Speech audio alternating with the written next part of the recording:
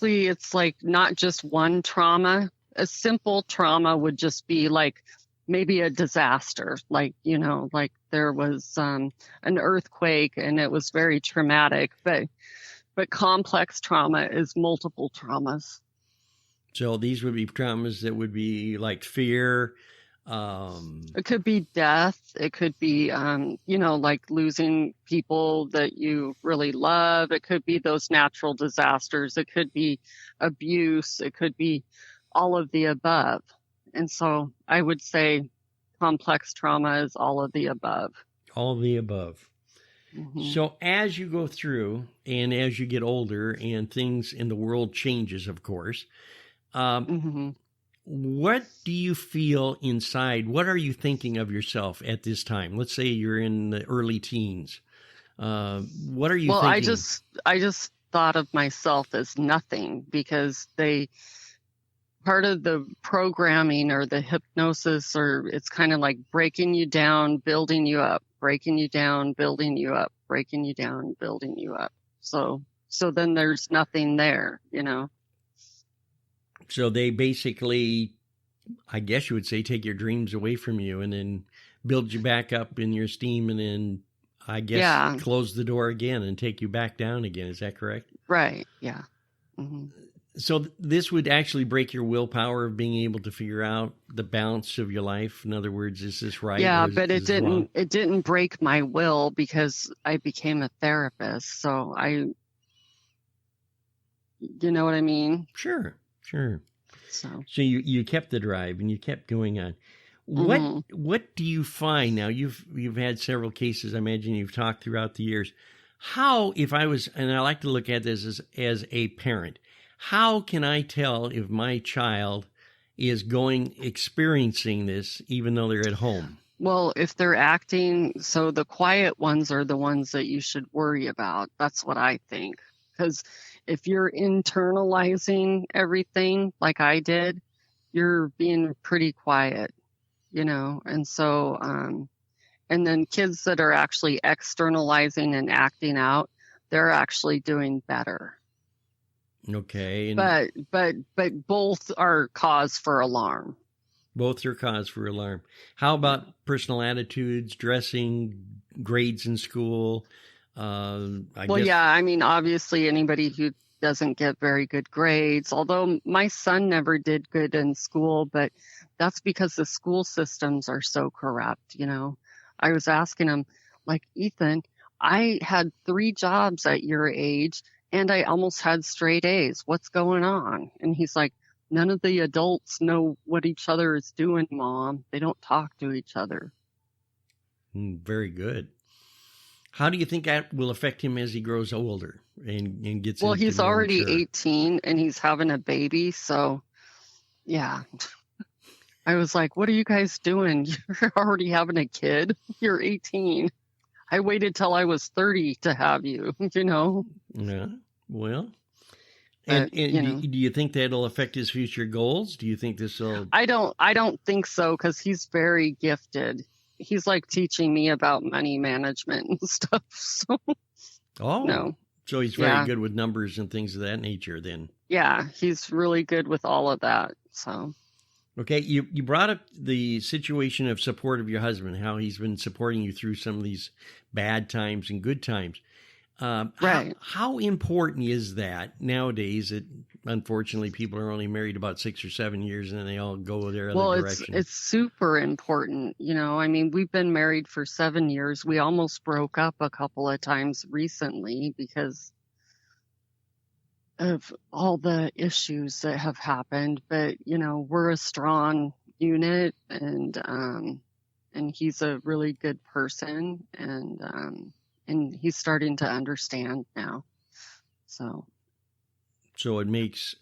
so I'm lucky, because I got one that is taking the time to understand. Do you feel in your heart that you can adjust to whatever's down the road for you? Do you feel that you have now the tools to be able to adjust your life? Yes, I do. But that's because I've learned them all, and that's why I worry about other people that are not therapists that have been through this. I have a former client. He's now a friend. It's been several years, so it's ethically okay that he can be a friend and a neighbor now.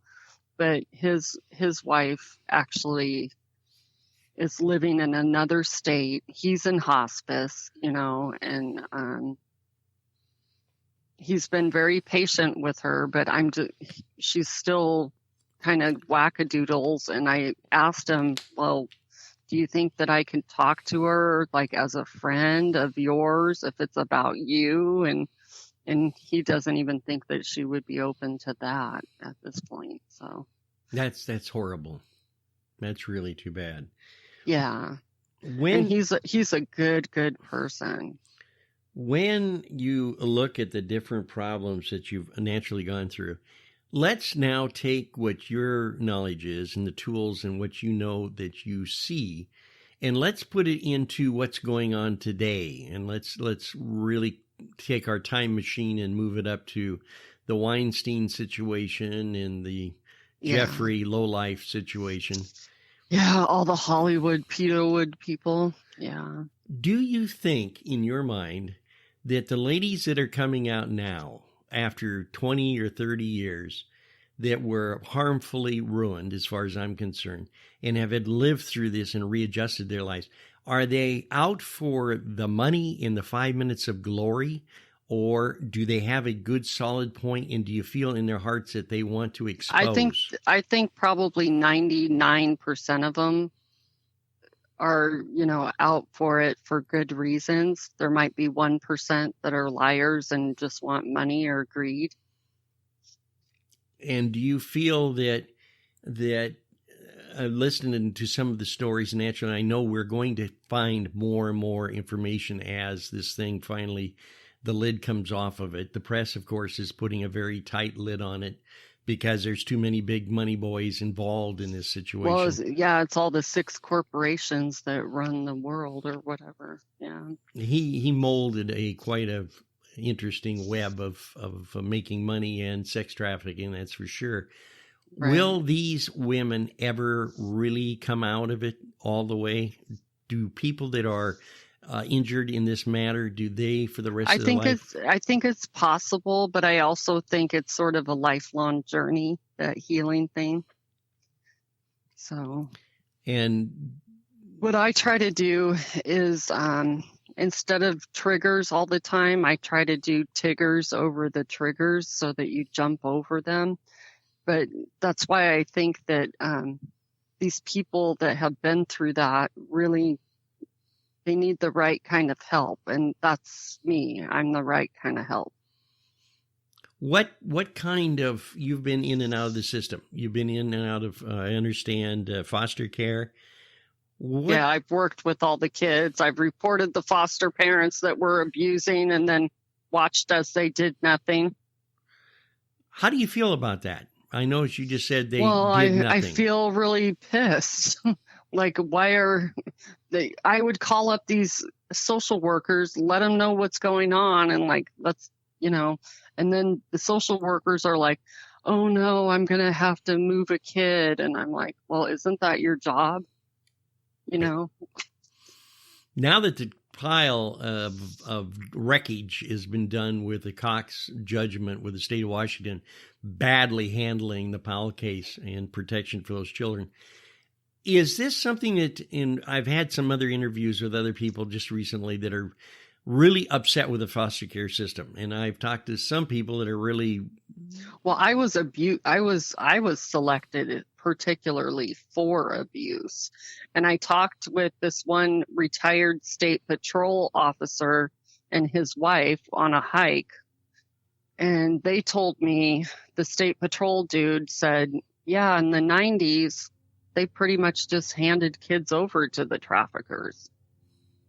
How sad. Yeah. How sad.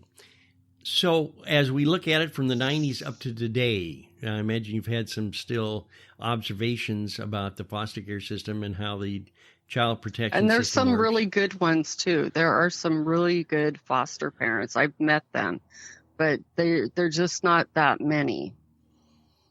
Do you feel that they're doing it, taking these kids in for the money situation?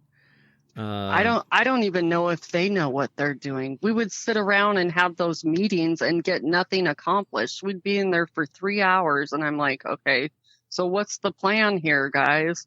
There was hardly ever any plan.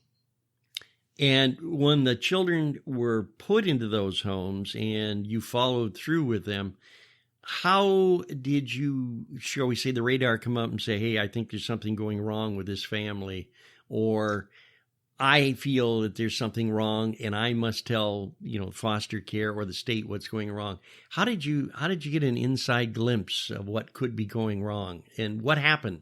Well, usually talking with the foster parents, I could get an idea when they were really self-focused and focused only on themselves instead of the kids.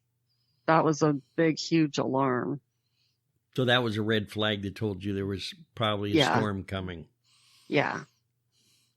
And let's take it one step further. Let's take it through.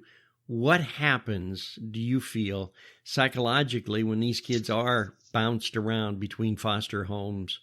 Does that open the opportunity for these sex traffickers, as we've read? Oh, of course. Yeah, of course, because they feel like they don't belong anywhere. And the sex traffickers, they're like, oh, here, you can belong with us, belong with me. And then they, befriend the victims and like tell them that they're like the, Santa or whatever. And then victimize them after they get their trust. So as they build a rapport and get that fear factor, build the trust. Oh, he's going to be wonderful. I can do what I want to do. The parents can just forget. I'm now a person of value to the wrong person, of course, the traffickers that have built them up. What happens? You were talking about hypnosis and some of the actual things that they do to bring these people to the point where they control them, when they control their thinking. Well, hypnosis can be done without a person even really knowing it, just by the language that people use. So can you give me just a simple example? You can use language like and or but. Those are like some of the conjunctions, you can say, offer some ideas like, well, this could happen or this could happen, or, this happened and this happened, or if this happens, then this is going to happen. So a lot of them I noticed in the information that I went through, and it's been very, very...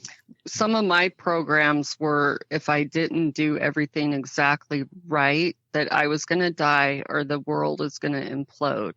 And I had to explain that to my husband this morning, because I was like, we got to go to the ocean today. We got to go to the ocean today. And he said, well, we're going to go tomorrow. Is that okay? And I was like, yes, that's okay. And then I explained to him the urgency comes from that kind of hypnotic programming.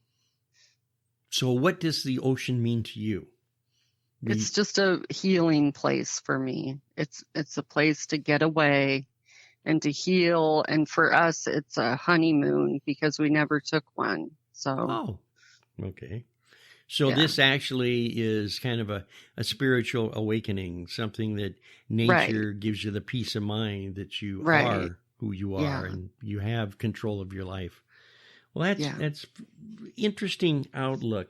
The final question I have is, what do you feel and how can we bring these conversations up with our kids at home? Because that's very important, is with society now, with these people well, I roaming think the streets. having conversations when kids are really young about, I have this one little book that I use with little kids called It's My Body. Okay. And it has to do with like your boundaries and, like you don't have to always share your body with everybody. You get to decide because it's your body. I see. Yeah. And this gives them the opportunity then to, I know